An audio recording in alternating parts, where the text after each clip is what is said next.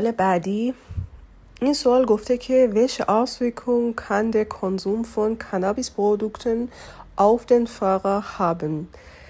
مصرف استعمال محصولات کانابیس چه تأثیراتی میتونه روی راننده داشته باشه؟ welche Auswirkung چه تأثیراتی kann میتونه der Konsum مصرف Cannabisprodukten محصولات کانابیس auf den Fahrer بر روی راننده داشته باشه. خب میخونیم گزینه اول رو Die Aufmerksamkeit für das Verkehrsgeschehen nimmt ab. Die Aufmerksamkeit یعنی توجه، دقت، für برای das Verkehrsgeschehen یعنی اتفاقاتی که توی جاده داره میفته، حالا ماشینا میرن میان، آبرای پیاده میرن میان، هر اتفاقی که ممکنه توی جاده بیفته بهش میگن Verkehrsgeschehen nimmt ab. abnehmen یعنی کاهش پیدا کردن.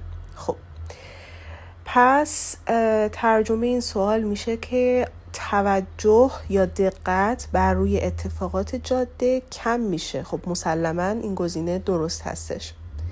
گزینه دوم گفته که die Blendempfindlichkeit nimmt ab. abnehmen همون جور که گفتیم فعل به معنای کاهش پیدا کردن، کم شدن. مخالف اون میشه zunehmen یعنی افزایش پیدا کردن. خب die Blendempfindlichkeit empfindlichkeit یعنی حساسیت، Blendempfindlichkeit حساسیت به نور، abnehmen کاهش پیدا میکنه، abnimmt کاهش پیدا میکنه، حساسیت به نور کاهش پیدا میکنه. نه اتفاقا کسی که مواد مصرف میکنه هنگام رانندگی مخصوصا توی شب به نور خیلی حساس میشه. پس اینجا چون abnehmen آورده پس گزینه رو انتخاب نمی کنیم، گزینه دوم رو، چون غلطه.